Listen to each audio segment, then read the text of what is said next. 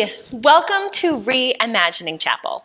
My name is Amanda Esco, and I am the director of the Religious Education Program here at the First Unitarian Church of Salt Lake City. Thank you for joining us today. Let's begin by lighting our chalice. Do you have your chalice at home? If you do, go grab it and light yours with me. Symbol of light, symbol of knowledge, symbol of warmth, symbol of freedom. We light this chalice as a symbol of our faith. Here we gather to celebrate hope and the infinite possibilities of love. Well, spring is in the air here in Salt Lake City. It is spring break week here, and kids are playing outside. The weather is turning, feels pretty great. This Sunday is our Easter service. We will have it on Zoom, and I can't wait to see you all there. I can't believe we're doing another Easter service online, but this year I'm so glad we're going to be able to sit together, even on Zoom, and share the holiday. I'm excited, and I can't wait to be there with you. Well, let's start today by giving some joys and concerns. Who is with you right now? Who do you love? They want to hear what's going well. For me, I have been working in my garden a lot and working in my yard. I am planning for summer. I've got my pumpkins, my cucumbers, my watermelon, and they're all on my kitchen counter. And I've started to get them growing from seeds. We'll see what goes. Each time a plant starts sprouting, I feel a little bit of that wonder and awe within the universe that we can actually help plants grow, even in our kitchen. Well, what's going on with you? I can't wait to hear about it. Tell the people that love you, that are with you. I'll be right here waiting for you.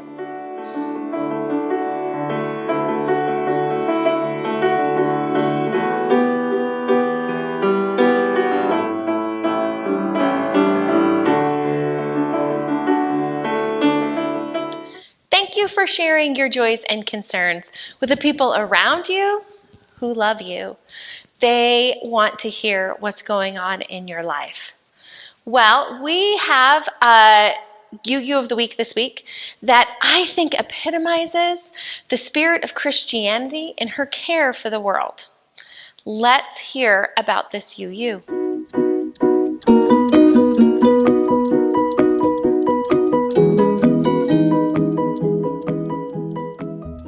Today's UU of the Week was a woman who devoted her life to speaking up on behalf of those who could not. She exemplified the golden rule, treating others the way we would want to be treated. This woman was Dorothea Dix. This biography comes from our Unitarian Universalist curriculum, Windows and Mirrors, written by Gabrielle Farrell, Janice View, and Natalie Finemore. Dorothea Dix lived in the 1800s. At a time when women had fewer choices than men did, Dorothea made extraordinary choices for herself. She did not grow up a Unitarian, but she chose to become one as an adult. Another choice she made was to work hard on behalf of other people. Dorothea made one of the most important contributions to our society by helping to create hospitals for people with mental illness. In her time, there were no hospitals for people who struggled with mental problems, people who may have acted strangely or could not communicate because they had difficulty thinking and interacting with the same way as other people did, were often kept in prisons. They were chained and given very little clothing. So what if it was cold in the prison? Nobody cared whether those people were cold.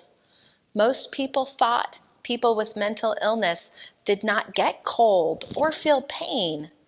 In fact, many people thought that those with mental illness were not fully human at all. What gave Dorothea Dix a different idea about them?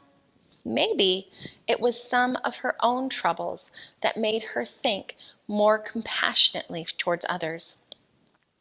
Dorothea Lynde Dix was born on April 4th, 1802, in the town of Hamden in Maine.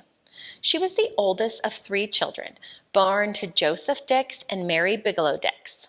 Dorothea's mother was often sick, and her father was not very nice to his family. He often hit his wife and children. The family moved a lot, from Maine to Massachusetts, and finally Vermont. When she was 12 years old, her grandmother sent for Dorothea and her 2 younger brothers to come live with her in Boston, Massachusetts. Dorothea's grandmother was wealthy, and she expected Dorothea to behave in certain ways. Dorothea only wanted to care for her younger brothers. She was not interested in learning to be a lady, which meant at the time taking lessons in how to behave in society. It took time for Dorothea to learn and understand how to behave. But one thing that she did very well, and loved in fact, was to read books and study. It was unusual at the time for a young girl to know how to read and write, but Dorothea's father, a Methodist minister, had taught her. Even though he was difficult as a father, he did teach her something valuable. As Dorothea grew up, her grandmother was very, very strict and very concerned about her status in society. When Dorothea became involved in opening a school for poor children, she wanted to use her grandmother's barn as the school.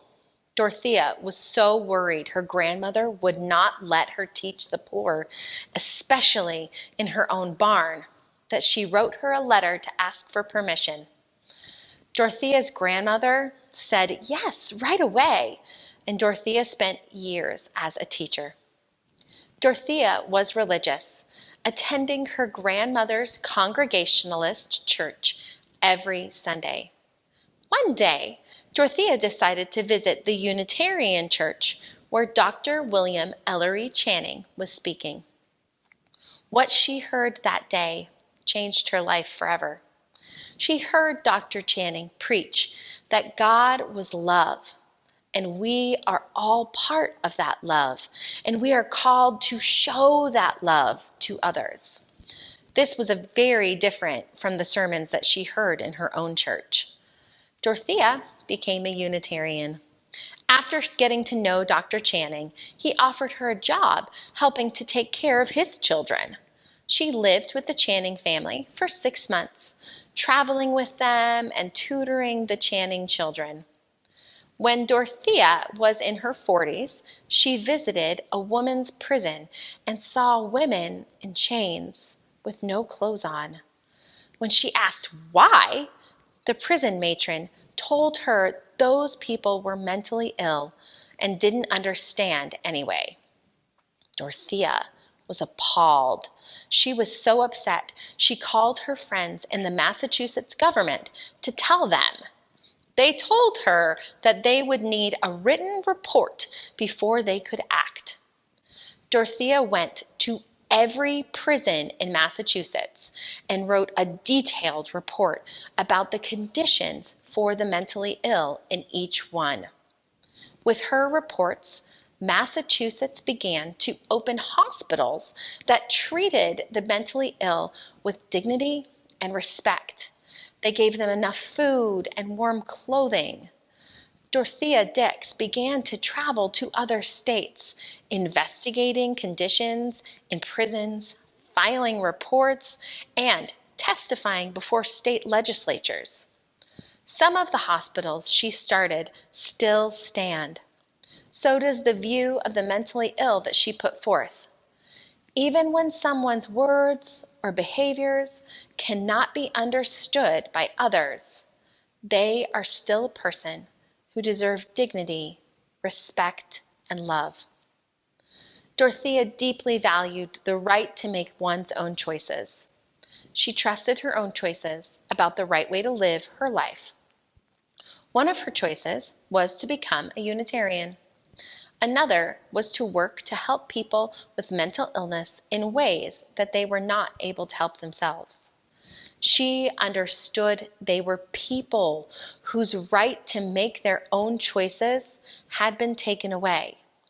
She helped everyone understand that people with mental illnesses are people like us who deserve dignity and respect. Her legacy lives on today as people still continue to try and help people with mental illness live the best lives that they possibly can. Thank you for learning more about Dorothea Dix. If you want to hear more histories of famous Unitarian Universalists throughout history, visit our website, uuoftheweek.org. Hi friends, let's see what's in our Wonder Box. Oh, it's our Jesus puppet. This Sunday is Easter. In the United States, this holiday is complicated. It has secular and religious traditions, like Christmas. Unitarian Universalists also have complicated relationships with this holiday. Remembering our Christian roots as Unitarian Universalists, we can view the life of Jesus, whose death and resurrection is celebrated on Easter, as one who is centered on caring for others. Reverend Erica Hewitt wrote this piece called "We Are the Shepherds" about the life of Jesus. Jesus was a great teacher long, long ago who preached God's love. Jesus taught that we should care for the poor and forgive people who hurt us. In his lifetime, Jesus influenced many people to love one another as they loved God. 12 of those people were called the disciples of Jesus. They traveled with Jesus and listened to him preach day after day. In Jesus' time, the Roman leaders and the Jewish leaders did not like him. They were afraid that he would lead a rebellion and upset the way that things were. As Jesus became more and more popular, the leaders planned to kill him.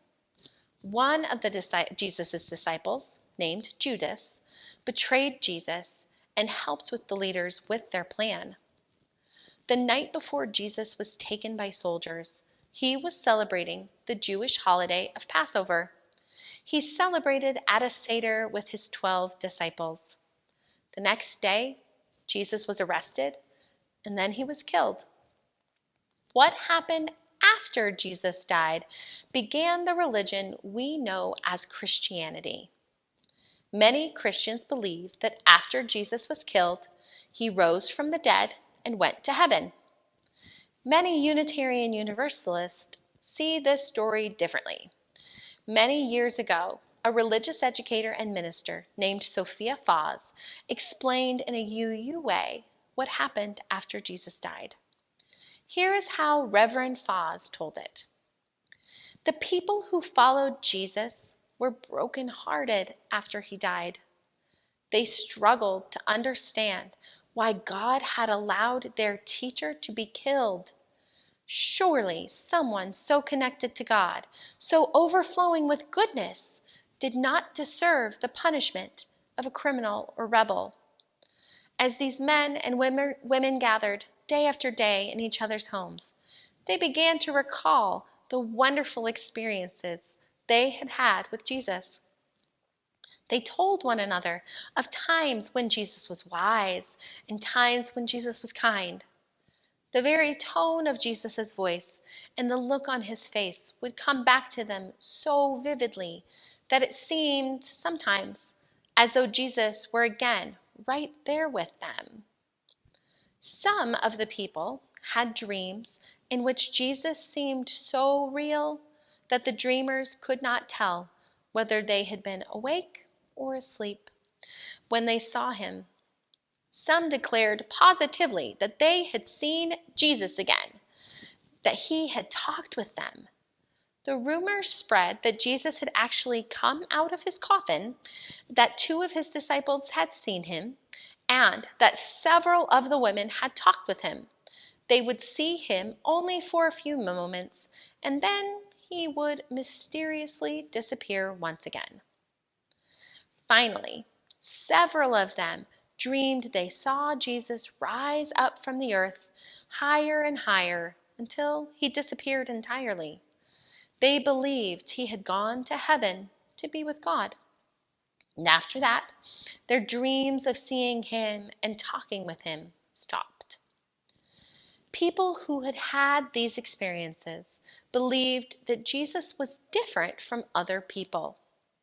Some believed that Jesus was so holy and great that he would come back to earth and save the world. That is one reason Christians called Jesus the Savior. The years passed by. The people who knew Jesus died, and their children and their children's children also died. But Jesus did not come back.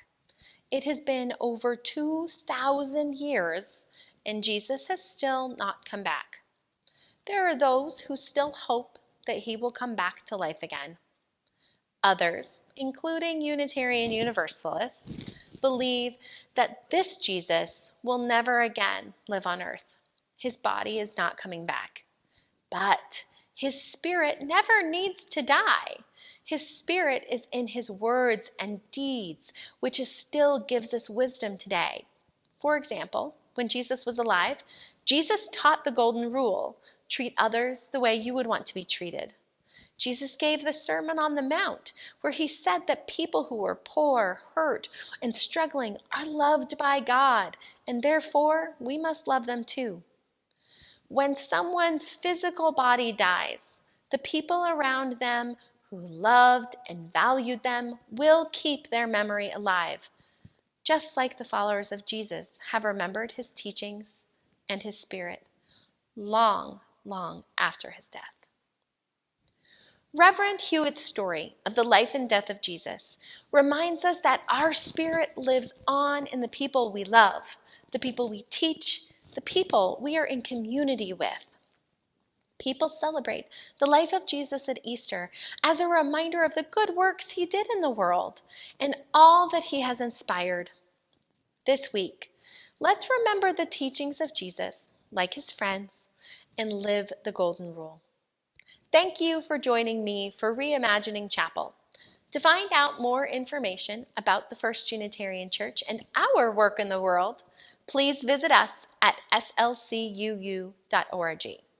Until next time, though, let's heart out. One, each person is important. Two, be kind in all you do. Three, help each other learn. Four, and search for what is true. Five, all people have a say. Six, one for a peaceful